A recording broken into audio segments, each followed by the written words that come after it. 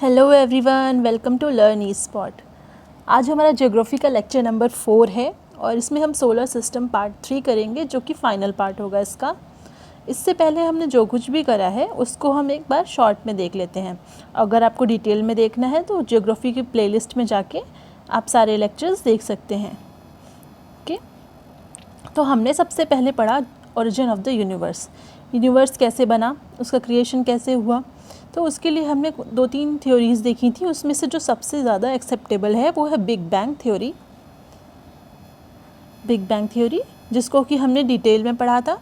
उसके बाद हमने पढ़ा नेबुला क्या होता है, जो कि गैसेस का एक क्लाउड होता है। फिर उससे गैलेक्सीज़ कैसे बनती हैं, ठीक है।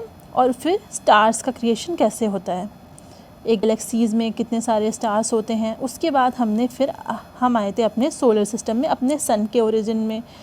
अब origin of the solar system कैसे बना हमारा, ये देखा हमने। फिर हमने सन के बारे में कुछ इंपॉर्टेंट पॉइंट्स देखे और उसके बाद हम आए सोलर सिस्टम में जो ऑब्जेक्ट्स हैं हमने वो देखे। हमने इनर और आउटर प्लैनेट्स भी देखे थे। अब इस वीडियो में हम प्लैनेट्स के बारे में डिटेल में, हर एक प्लैनेट के बारे में कुछ पॉइंट्स देखेंगे। ओके, तो ये देखिए जो हमने अभी तक पढ़ा है उसकी एक समरी है, तो देख लीजिए। हमने गैलेक्सीज़ पढ़ी थी। उन गैलेक्सीज़ में हमारी गैलेक्सी कौन सी है, मिल्की वे। मिल्की वे गैलेक्सी में हमारा सोलर सिस्टम लाई करता है। कहाँ पर, यहाँ पर, ठीक है। ओके, ये हमने देख लिया था। उसके बाद हमने लास्ट वीडियो में देखे थे जो सेलेस्टियल बॉडीज़ हैं हमारे सोलर सिस्टम में, प्लैनेट्स और सैटेलाइट्स के अलावा, जैसे कि एस्टेरॉइड्स, ये है एस्टेरॉइड, ये है कॉमेट्स, मिट्योर एंड मिट्योराइट्स, ये हमने सब देखे।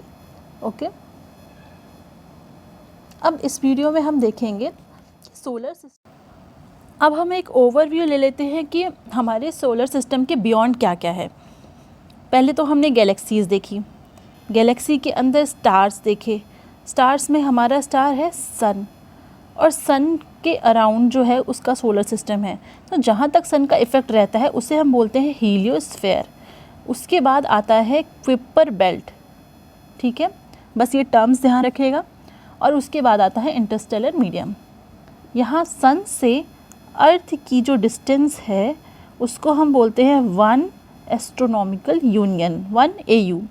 और इसी के अकॉर्डिंग 10 AU में सैटर्न है और 100 में हीलियोपॉज है, जहाँ से हीलियोस्फेयर का इफ़ेक्ट ख़त्म हो जाता है, ठीक है। उसके बाद इंटरस्टेलर मीडियम वगैरह।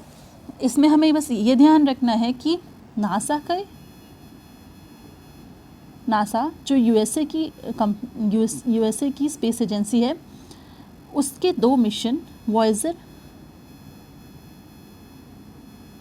1 एंड वॉयेजर 2, ये दोनों ही इंटरस्टेलर मीडियम में पहुंच गए हैं, ठीक है। बस हमें इतना ध्यान रखना है। इसके बाद हमने प्लैनेट्स क्या होते हैं ये हमने पहले ही देख लिया था, और इनर और आउटर प्लैनेट्स भी देख लिए थे। अब इनके बारे में कुछ पॉइंट्स देख लीजिए और इनको सीरियल से याद कैसे रखना है। इसके लिए NCERT में एक ट्रिक दी गई है, my very efficient mother just served us nuts. तो आप चाहें तो इस ट्रिक से भी याद रख सकते हैं। M से मरकरी, वीनस, अर्थ, मार्स, जुपिटर, सैटर्न, यूरेनस और नेपच्यून, ठीक है। अब हम देखते हैं मरकरी के बारे में। मरकरी जो सन के सबसे नियरेस्ट है सन को ऑर्बिट करता है अराउंड 88 डेज़ में। सबसे कम टाइम लेता है ये सन को ऑर्बिट करने में। इसका एक स्पिन जो है वो 59 डेज़ का होता है। इसका कोई एटमॉस्फेयर नहीं, क्योंकि इतनी गर्मी है सन के इतने करीब होने की वजह से, इतनी हीट होती है इसमें कि इसमें कोई गैसेस टिक ही नहीं पाती हैं, सब उड़ जाती है। इसलिए इसमें कोई एटमॉस्फेयर नहीं पाया जाता है। इसकी कोई भी सैटेलाइट नहीं है, मतलब कि इसका कोई उपग्रह नहीं है, और ये सबसे छोटा है साइज़ में, ठीक है। अब हम आते हैं वीनस पे। ये सन से सेकेंड नियरेस्ट है, सूर्य से मतलब दूसरा ग्रह है। और ये इसकी खास बात क्या है कि ये जैसे कि बाकी सभी वेस्ट से ईस्ट की तरफ सन को ऑर्बिट करते हैं, तो ये उल्टा ईस्ट से वेस्ट की तरफ ऑर्बिट करता है, ठीक है। और ये अर्थ के नियरेस्ट है। अर्थ के अगल बगल कौन से प्लैनेट्स हैं, वीनस और मार्स, शुक्र और मंगल। ये मार्स से ज़्यादा करीब है अर्थ के। और ये ब्राइटेस्ट प्लैनेट है, मतलब सबसे चमकीला है। अगर सूर्य और चंद्रमा के बाद देखा जाए तो ये सबसे ज़्यादा चमकदार है हमारे सोलर सिस्टम में। तो इसीलिए हम इसे इवनिंग या मॉर्निंग स्टार भी कहते हैं। अगर ये हमें पूर्व से दिखता है यानी ईस्ट से दिखता है तो हम इसे मॉर्निंग स्टार, अगर ये पश्चिम से दिखता है तो इसे इवनिंग स्टार बोलते हैं।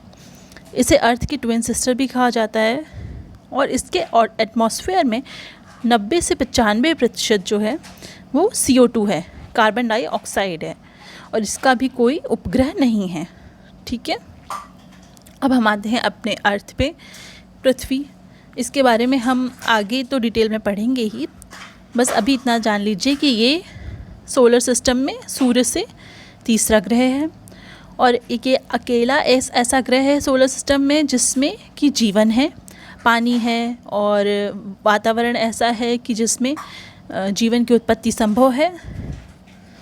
यहाँ पर पर्याप्त मात्रा में CO2 है। इसका जो एटमॉस्फेयर है वो नाइट्रोजन और ऑक्सीजन रिच है।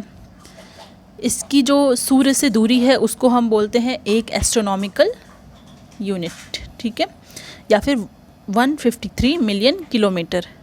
और इसकी एक सैटेलाइट है, सभी जानते हैं, वो कौन सी है? चंद्रमा, जिसे हम मून भी बोलते हैं। इसके बाद आता है मंगल। मंगल जो कि सूर्य से चौथा ग्रह है। इसे रेड प्लैनेट भी कहते हैं, लाल ग्रह भी कहते हैं क्योंकि ये लाल दिखता है। और इसके 2 सैटेलाइट हैं, फोबोस और डिमोस, यानी कि इसके 2 उपग्रह हैं, फोबोस और डिमोस। इसका एटमॉस्फेयर पतला है जिसमें CO2 की मात्रा ज़्यादा है। इसके बाद मार्स पे कुछ मिशन गए, तो उनमें से हमारा तो है Mangalyaan, Mars orbiter mission, ISRO की तरफ से। इसरो भारत की जो इंडियन रिसर्च स्पेस ऑर्गेनाइजेशन है उसकी तरफ से 2014 में गया था मार्स ऑर्बिटर मिशन, ठीक है। और उसके अलावा नासा के 2 मिशन जो हमें, वैसे तो कई हैं पर 2 इम्पॉर्टेंट हैं। तो एक मैरिनर है जो पहला ऐसा सक्सेसफुल मिशन है जिसने कि मार्स की फ़ोटोज़ ली, उसके पास से होके गुजरा। और दूसरा एक है मार्स क्यूरियोसिटी रोवर जो कि मार्स पर लैंड करा था, ठीक है। इसके बाद आते हैं जुपिटर पे, जो कि सोलर सिस्टम का सबसे बड़ा ग्रह है और ये सन से 5वां ग्रह है, बिगेस्ट है हमारे सोलर सिस्टम में। इसके एटमॉस्फेयर में गैसेस हैं जैसे हाइड्रोजन, हीलियम, मीथेन और अमोनिया। ये गैसेस रिच है, बताया था ना। ये कौन से प्लैनेट में आते हैं? जोवियन में। अभी तक हमने जो 4 पढ़े वो सारे कौन से थे? Terrestrial, inner planet. अब हम आ गए आउटर में। आउटर में पहला कौन सा है? जुपिटर या जोवियन, जुपिटर यानी बृहस्पति। इसके सैटेलाइट्स हैं 79। इसका सबसे बड़े सैटेलाइट का नाम है गैनीमेड और इसके कुछ अदर सैटेलाइट्स हैं, लो, यूरोपा, कैलिस्टो, ठीक है। इसके बाद आते हैं सैटर्न यानी शनि पर। ये सूर्य से 6वां ग्रह है। ये बृहस्पति के बाद दूसरा सबसे बड़ा ग्रह है। इसके 7 रिंग्स हैं और इसके एटमॉस्फेयर में भी हाइड्रोजन, हीलियम और मीथेन और अमोनिया जैसी गैसेस हैं क्योंकि ये भी एक गैसियस प्लैनेट है। इसके सैटेलाइट्स हैं 82, जबकि जो कि सबसे ज़्यादा है अभी हमारे सोलर सिस्टम में। कुछ इसके सैटेलाइट्स के नाम क्या है? टाइटन, डियोने एंड हाइपरिन, जिसमें टाइटन जो है वो सबसे बड़ा है, ठीक है। अब आते हैं यूरेनस पे। यूरेनस या हिंदी में अरुण, ये सूर्य से 7वां है और इसका भी हाल वीनस के जैसा है। ये भी वीनस की तरह ही ईस्ट से वेस्ट, वीनस की तरह ही ये भी ईस्ट से वेस्ट डायरेक्शन में मूव करता है। तो जहाँ बाकी ऐसे सन, जैसे ये सन है हमारा, बाकी ऐसे वेस्ट टू ईस्ट घूम रहे हैं, तो ये ईस्ट टू वेस्ट घूमते हैं दोनों, ठीक है।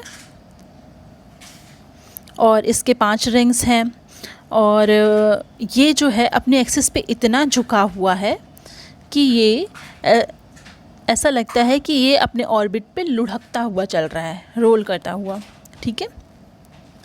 इसके बाद आता है नेपच्यून या वरुण, जो कि लास्ट प्लैनेट है हमारे सोलर सिस्टम का और ये सन से इतनी दूर होने की वजह से ये क्रिस्टलिन फॉर्म में है, बिल्कुल जमा हुआ सा है। ठीक है, अब हम आते हैं अपने लास्ट वीडियो के प्रैक्टिस क्वेश्चन पे, जिसका आंसर है, जो क्वेश्चन था, all the planets move around the sun in a circular path, rectangular path, elliptical path. तो इसका करेक्ट आंसर है एलिप्टिकल पाथ। ओके, हमारा इस बार का प्रैक्टिस क्वेश्चन है, which of these is not a moon of Jupiter, Europa, Titan, Ganymede. अपने answers comment box में लिखिए और वीडियो को लाइक और शेयर ज़रूर कीजिए, चैनल को सब्सक्राइब कीजिए। Thanks for watching.